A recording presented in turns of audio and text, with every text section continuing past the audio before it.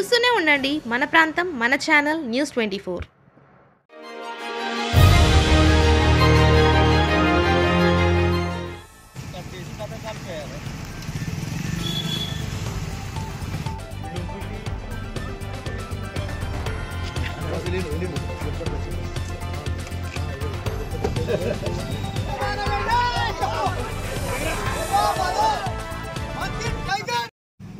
నన్ను నా భార్యను నన్ను ఒక్కనే కాకుండా ఇద్దరిని కలిపి ఇవాళ ఈ సమాజం ముందర దోషులుగా ఉంచే ప్రయత్నం దుద్దిల్ల శ్రీధర్ గారు చేస్తున్నట్టుగా మీకు స్పష్టంగా కనబడతా ఉన్నది. నేను ఎక్కువ చెప్పాల్సిన అవసరం లేదు.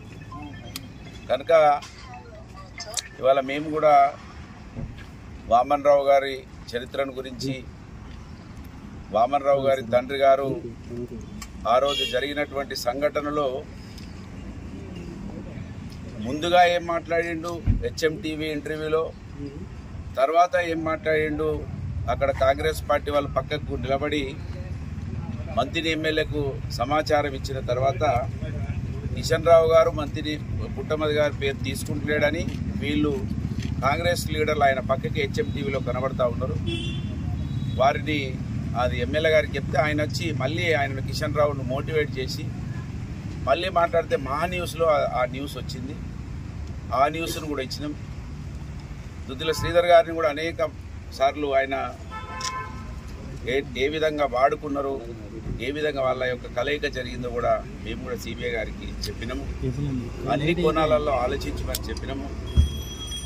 మా మీద రాజకీయ కక్ష కోసం దీన్ని వాడుకొని BRS పార్టీని, నన్ను పూర్తిగా ఈ నియోజకవర్గంలో ఎప్పుడు ఓట్లు జరుగుతప్పుడు ప్రజలు మా పక్షాన 70,000 చిల్లర ఓట్లతోటి మమ్మల్ని ఆశీర్వదిస్తూ ఉన్నారు. కనుక దీన్ని వాడుకుంటూ ఉన్నారు. మీరు మరి అన్ని కోణాలలో ఆలోచించాలి అని వారిని విజ్ఞప్తి మేము కూడా మా పక్షాన కూడా చేయడం జరిగింది. కనుక ఇవాళ భారతదేశ చరిత్రలో ఒక BC మధ్యతరగతి నుంచి ఎమ్మెల్యే అయితే ఎన్ని ఇబ్బందులు జరుగుతున్నాయో ఇలా స్పష్టంగా కనబడతా ఉన్నది. శ్రీనివాసు నాకు అక్క కొడుకు, వీణలుడు. కొడుకు తప్పు చేస్తేనే తండ్రికి శిక్ష లేదు, అక్క కొడుకు తప్పు చేస్తే నాకు శిక్ష వేయమని దుద్దిల్ల శ్రీధర్ గారు సుప్రీంకోర్టుకి వెళ్ళి ఈ విధంగా హింసించడము ఈ సమాజం అర్థం చేసుకుంటుందని నేను భావిస్తున్నా. ఏది ఏమైనప్పటికీ చట్టాల మీద, వ్యవస్థ మీద మాకు నమ్మకం ఉంది. మా దేవుడు బాబాసాహెబ్ అంబేద్కర్ గారు రాసిన రాజ్యాంగాన్ని అనుసరించి ఈ చట్టాలు పనిచేస్తాయని నేను భావిస్తున్నా. ఆ రోజు పోలీస్ వాళ్ళు ఏ ప్రశ్నలు అయితే వేసినారో ఇవాళ CBI వారు కూడా అదే ప్రశ్నలు వేసినారు. శ్రీనివాసు ఏమవుతాడు మీకు, ఆయన మీకు ఫోన్ చేసినట్టుగా ఉన్నది, మీరు ఆయనకు ఫోన్ చేసినట్టుగా ఉన్నదని వారు అన్నారు. ఖచ్చితంగా నేను ఫోన్ చేసినా నాకు అక్క కొడుకు అని చెప్పినాము. సో దీని మీద ఇవాళ దీన్ని పెద్ద ఎత్తున పూర్తిగా మేము రాజకీయంగా చూడండి. ఇలా నా ఒక్కరి పేరు పెడితే ఓకే, కానీ నా భార్య పేరును కూడా సుప్రీంకోర్టులో వాళ్ళు వేసినారు. నాకు ఆమె సహధర్మచారిగా అన్నిట్లలో నా వెంబడి ఉంటుంది. కనుక అంటే ఒక్కరిని మొత్తానికే నివారిస్తే కాదు, ఇద్దరిని కలిపి తీసేయాలి ఈ సమాజం నుంచి అని ఇవాళ తెలివిగా దుద్దిల్ల శ్రీధర్ గారు దీన్ని నడిపిస్తూ ఉన్నారు. ఖచ్చితంగా మేము ఈ మట్టిలో పుట్టిన బిడ్డలుగా మా సమాజం కోసం ఎన్ని కష్టాలైనా భరిస్తాము. మేము దేనికైనా సిద్ధంగా ఉన్నాం.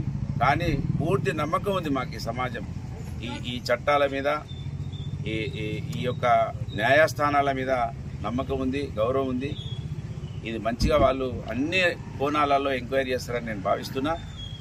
ఒక BC బిడ్డగా ఎదగడం ఎంత హింసించబడుతున్నామో ఇది అందరూ కూడా అర్థం చేసుకుంటారని. మంత్రి మధుకర్ కేసు గురించి దుద్దిల్ల శ్రీధర్ గారు ఎప్పుడు మాట్లాడతారో, ఇవాళ మా గురించి సోషల్ మీడియాలో అనేక టీవీలలో వేస్తున్నటువంటి పెద్ద పెద్ద ఛానల్స్, పత్రికలు కూడా మంత్రి మధుకర్ కేసు గురించి కూడా చూపించండి, మంత్రి మధుకర్ కేసు కూడా బయటకు రావాలని డిమాండ్ పెట్టండి.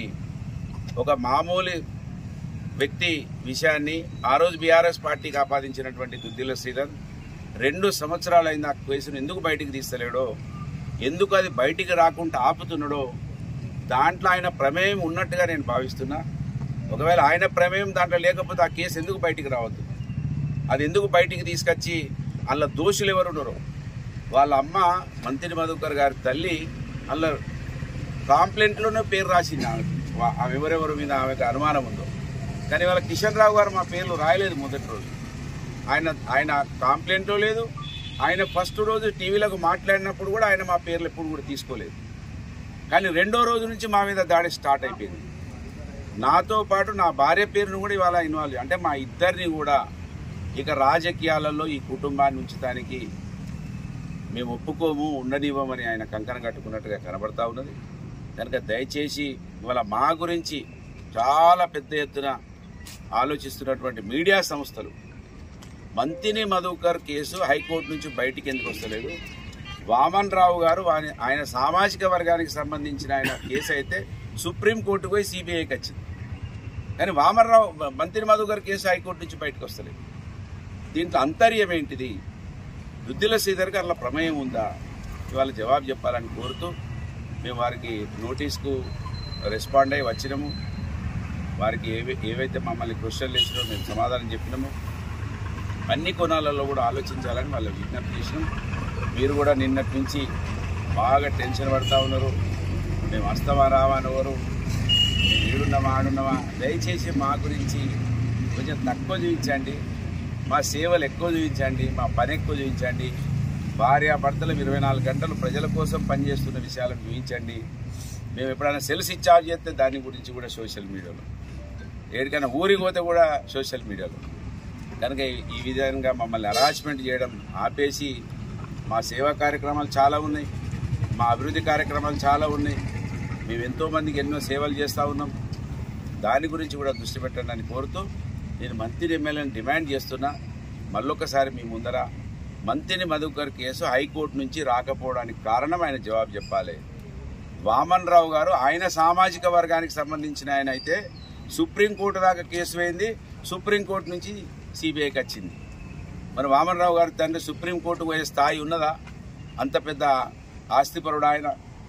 అంటే దీన్ని బట్టి మనం అర్థం చేసుకోవాలి, భార్యాభర్తలు ఇక్కడ ఉండద్దు రాజకీయాలలో. ఎందుకు వీళ్ళు ఎప్పుడు పోటీ చేసినా తక్కువ మార్జిన్ తోటి పోతున్నారు. డిపాజిట్ రాని వాళ్ళ గురించి అయితే పట్టించుకోకపో ఆయన. కానీ అక్కడ దాకా వచ్చిపోతున్నాం. ఆయన దగ్గర ఆ డబ్బు సంచులు లేకపోతే మేము 2 సార్లు కూడా ఓడిపోయే వాళ్ళం కాదు. డబ్బు సంచులు పట్టుకురావాల్సి వస్తుంది వీళ్ళ కోసమని ఇవాళ ఈ కుట్రలు జరుగుతూ ఉన్నాయి. దీని గురించి కూడా ఆలోచించాలని కోరుతూ మీ అందరికీ కూడా హృదయపూర్వకంగా ధన్యవాదాలు. జై తెలంగాణ.